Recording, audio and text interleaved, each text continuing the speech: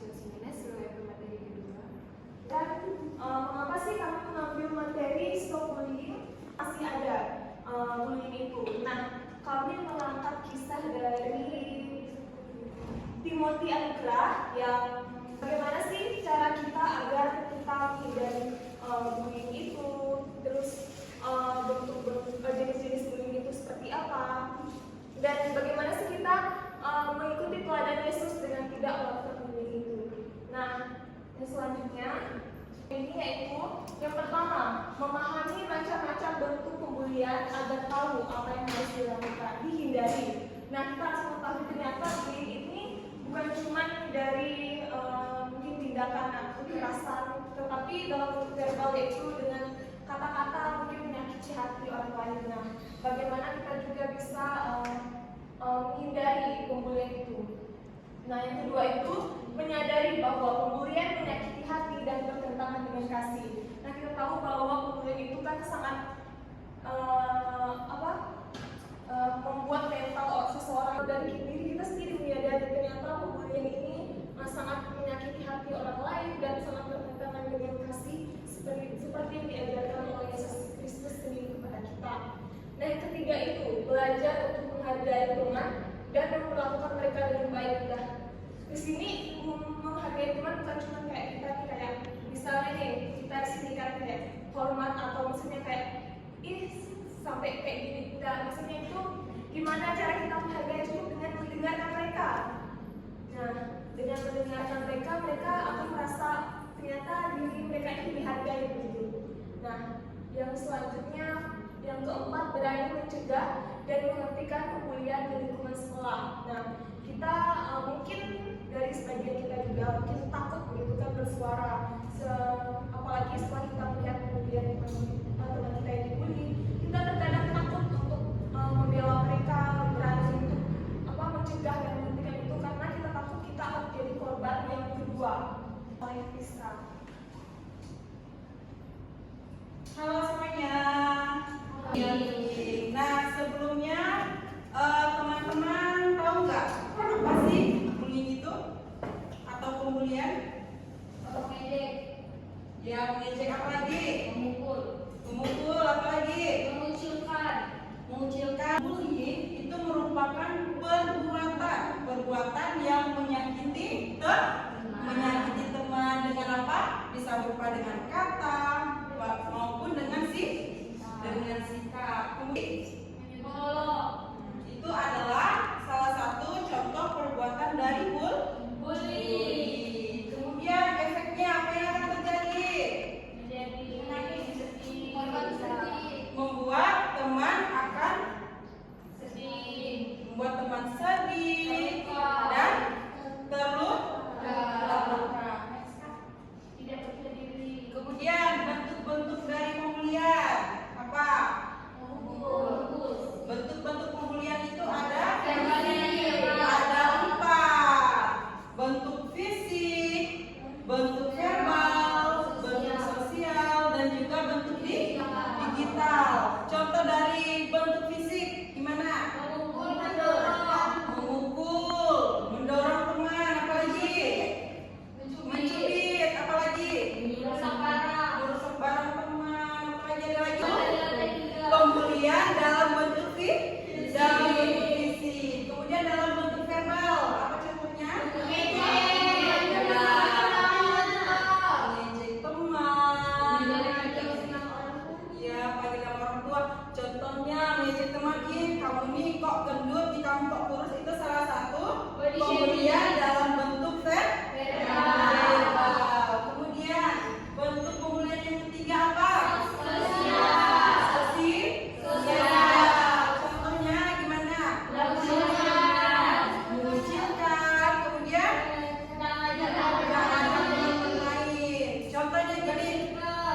Ya, bersirkel. Contohnya gini, misalnya Naben berteman sama si Eda. Kemudian di situ ada Sinta, tapi Naben sama Eda nih nggak ada Sinta bermain. Itu adalah salah satu pembulian dalam bentuk sosial. Kemudian pembulian dalam bentuk digital. Contohnya seperti apa? Ya, komentar yang tidak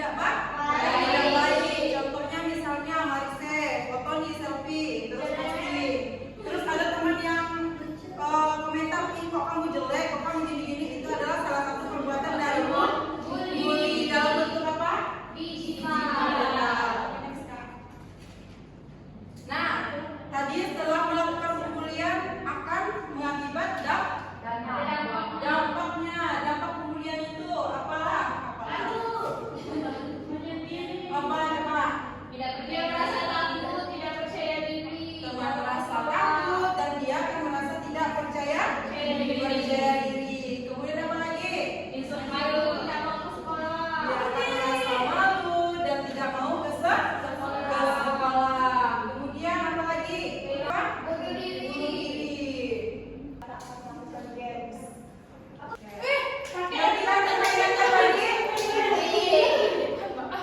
Semuanya paham permainannya?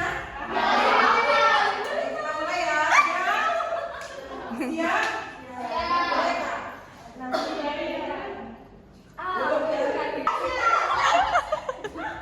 dua,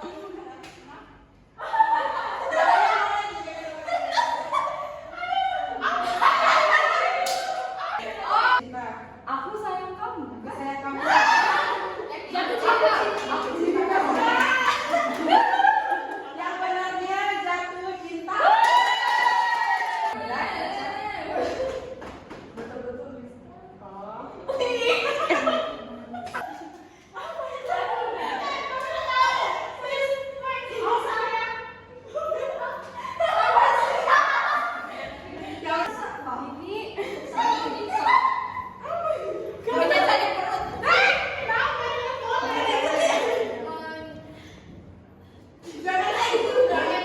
Monyet hamil. Monyet berenang. Jadi yang benarnya salah semua. Salah semua.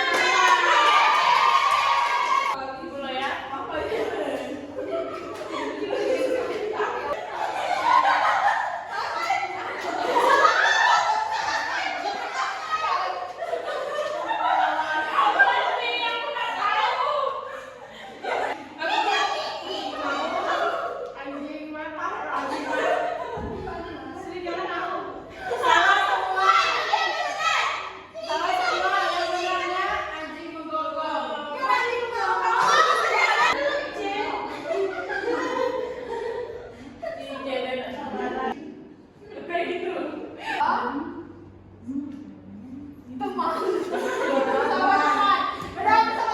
Bersama teman. Tanda salib. Benarnya apa? Benarnya. Doa bersama teman.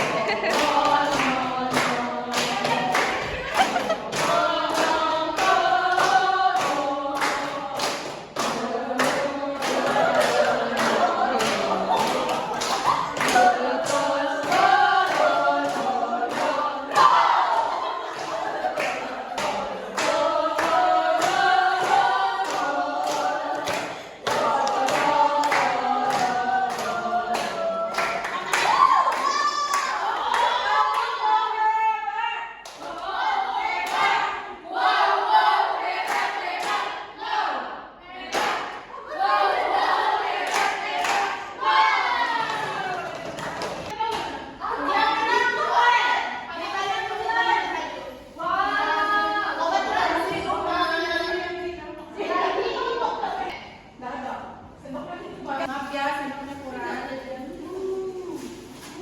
Sorak. Pada materi yang kedua akan disampaikan oleh CNS. Oke teman-teman, selamat siang.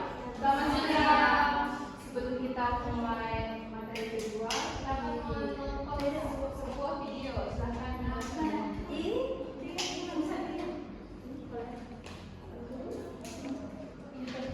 Seorang mahasiswa jurusan sosiologi di Universitas Udayana Denpasar ditemukan meninggal setelah melompat dari lantai 2 gedung fisik. Ia diduga mengalami perundungan dari sejumlah teman kampusnya. Ironinya, usai kepergiannya sebagai mahasiswa sempat menjadikan tragedi ini sebagai candaan di media sosial.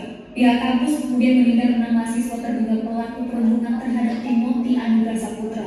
Terduga pelaku bernama Vito Simanungkalit, Muhammad Riyad Alvito, Maria Victoria Viatamayos, anak Agung Murah Nanda, Leonardo Jonathan Handika Putra, dan Putu Rian Abel Perdana Tirta. Mereka telah dipecat dari organisasi kemahasiswaan dan menyampaikan permintaan maaf terbuka lewat video di media sosial. Timothy dikenal sebagai mahasiswa berprestasi, sopan, dan peduli terhadap teman-temannya. Selamat jalan, Timothy. Baik teman-teman, kita lanjut. Kita banyak belajar dari kisah Timothy dan bahwa pembulian itu sangat berbahaya. Bagaimana menghentikan pembulian? Jangan ikut mengejek teman kita atau mengejek orang lain. Yang kedua, katakan jangan begitu, nanti dia sedih. Yang ketiga, temani teman yang disakiti atau yang telah diejek oleh teman yang lainnya. Yang keempat, kita itu harus berani bersuara, berani melapor kepada guru atau orang dewasa yang kita anggap dipercaya untuk menangani hal tersebut.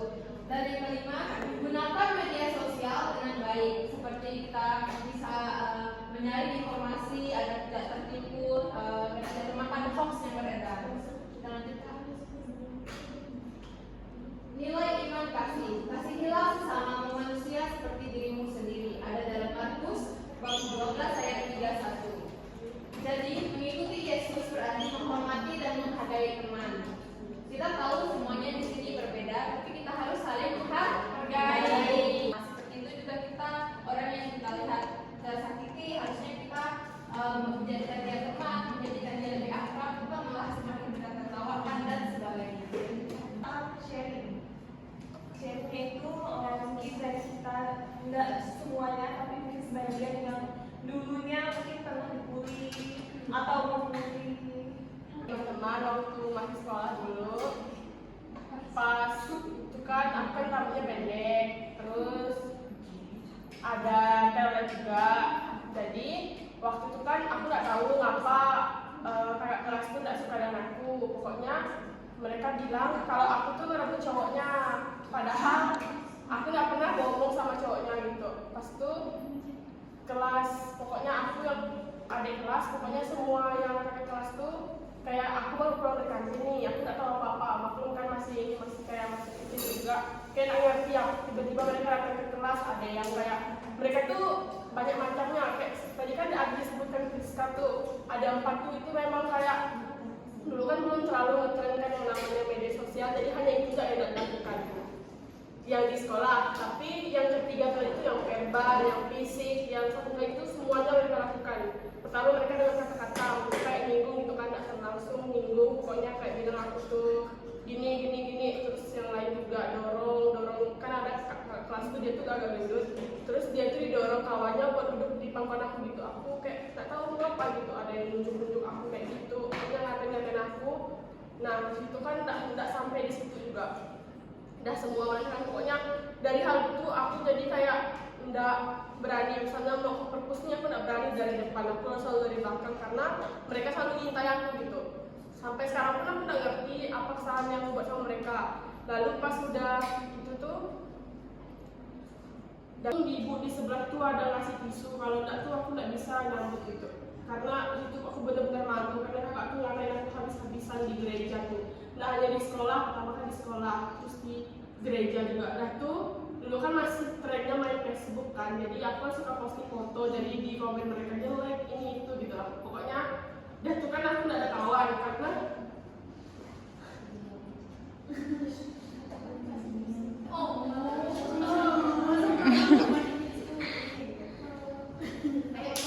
karena kalau mereka kalah diri aku mereka kenal sama gitu.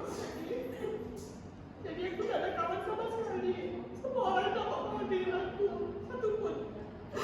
Sampai cowok tuh bilang aku, pokoknya cowok tuh kalau aku lewat dia bilang aku sok cantik gitu. Pokoknya aku habis-habisan ngatain mereka semuanya, sampai kan sekarang aku nggak mau sekawan dengan aku. Sampai, tapi yang paling dari situ aku belajar kalau kadang tuh perkataan orang tuh bisa buat kita semangat gitu kan. Dari situ aku memperbaiki diri aku buktikan sama mereka kalau aku tuh nggak kayak gitu. Sampai kan aku tuh itu tuh aku mau masuk itu, jadi nggak jadi karena kakak kelas tuh di situ. Karena dia tuh kalau ngebully itu dia nggak berani sendiri, dia tuh kayak main.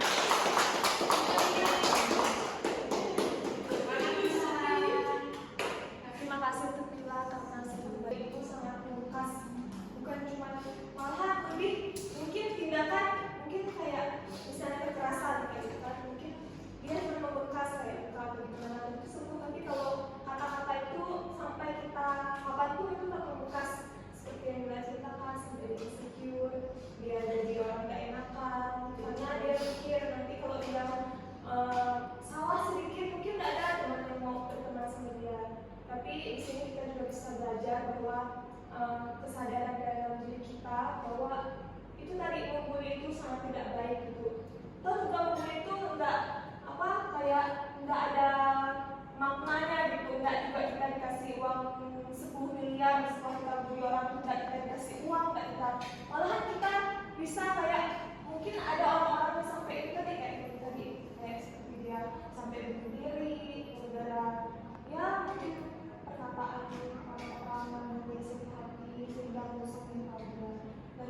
alhamdulillah atas semangat Mila hebat sampai sekarang masih bisa bertahan.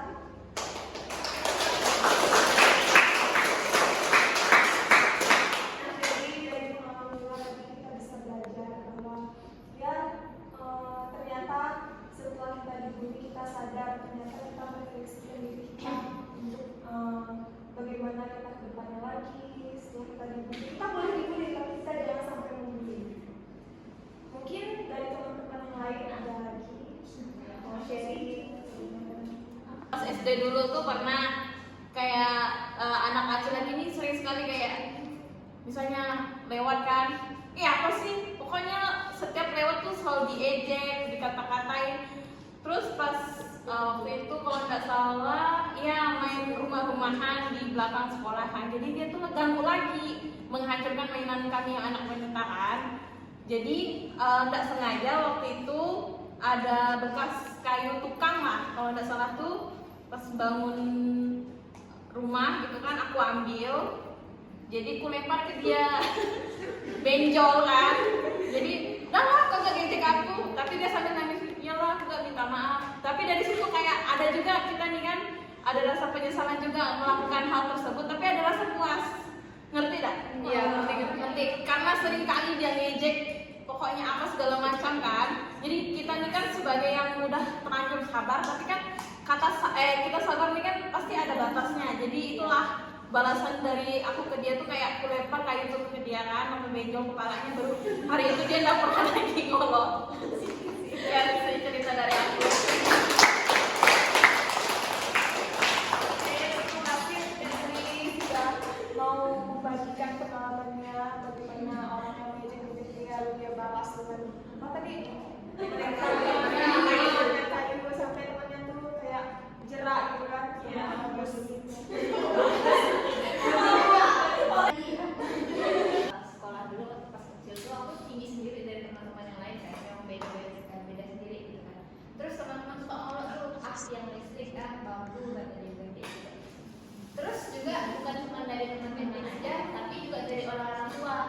Maksudnya kayak misalnya orang tua yang kenal entah bapaknya, mamanya dia gitu kan, pasti bilang kamu nih yang listrik kata dia gitu kan, makan bambu kata dia gitu. Kamu tuh dikasih orang tua makan bambu kan kata dia gitu kan, sampai dia bilang kamu tuh jangan makan yang hal yang tinggi gitu, pokoknya jangan makan kata dia gitu kan, karena jangan aku tinggi gitu kan.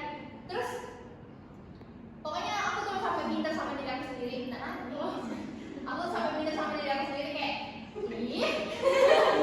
kayak semangat sampai aku bilang, sampai dalam doa aku bilang kayak kenapa sih aku tinggi sendiri gitu kan, kenapa aku harus beda dari teman-teman yang lain gitu kan. Aku jadinya tuh nggak suka sama diri aku sendiri karena aku tadi tuh diejek tinggi dan lain sebagainya kan. Terus sekarang aku merasa kayak aku tinggi ya karena memang tinggi gitu kan. Terus itu terjamin oleh orang tua. Terus aku apa ya? Terus aku tuh nggak ada lah, maksudnya kalau aku mau ngambil apa barang yang di atas gitu kan, yang tinggi aku bisa sendiri gitu kan. Aku nggak usah nggak kayak orang pendek gitu. Dulu aku anaknya memang bukan anak yang keluar rumah dan sebagainya gitu kan. Pokoknya kalau main itu ada batas jamnya gitu kan. Nah di situ tuh aku pertama aku kurang dapat teman. Kalau di lingkungan tuh aku nggak ada teman gitu kan. Terus di sekolah juga aku kurang, jadi aku tuh dijauhin. Ada salah satu memang perkumpulan, satu cewek itu dia maksud yang lain, dia bilang jangan berkawan sama Nova kata dia gitu kan. Terus aku nih ada pas hari aku berdua sama cewek itu pas main, terus aku tanya kenapa dulu kamu melarang orang-orang main sama aku bilang kayak gitu, dan dia nggak bisa jawab. Terus aku juga mikir sampai sekarang tuh aku kayak kalau orang nggak mau berkawan sama aku ya udah nggak apa-apa, yang salah bukan aku tapi mata orang itu sendiri. Itu sih. Terus yang untuk tinggi aku bersyukur aku tinggi. Masih saja. Nah itu aja deh.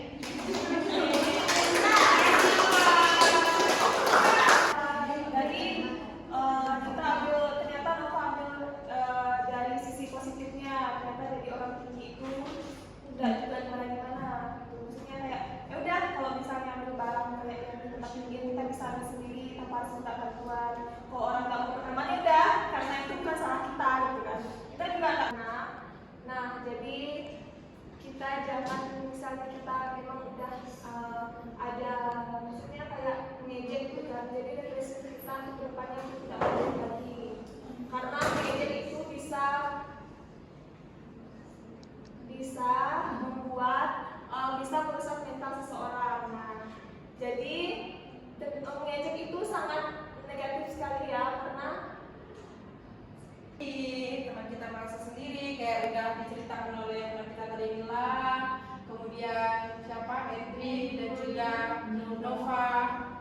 seorang yang korban dari pembulian itu akan merasa kesepian, akan merasa sendiri. Oleh sebab itu, kita nantinya sebagai anak muda, kita nanti yang pertama untuk kayak stop pembulian supaya pembulian itu lagi tidak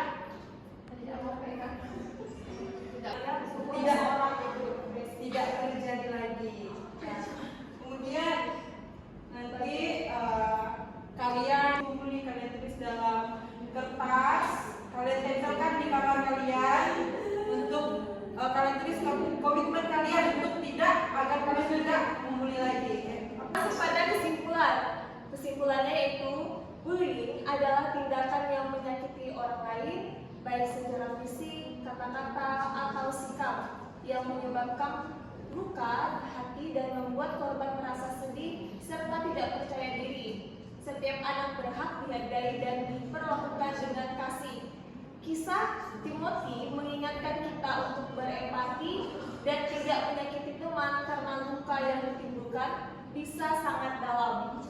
Menjadi pengikut Yesus berarti berani mengasihi dan melindungi sesama, terutama yang disakiti. Kita semua harus berani menolak bullying dengan tidak ikut mengejek, membantu teman yang mengalami bullying, dan melapor kepada guru jika perlu.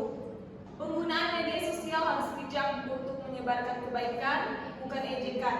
Lingkungan sekolah yang aman dan penuh kasih tercipta jika semua anak berkomitmen menjadi pembawa damai dan teman sejati seperti Yesus.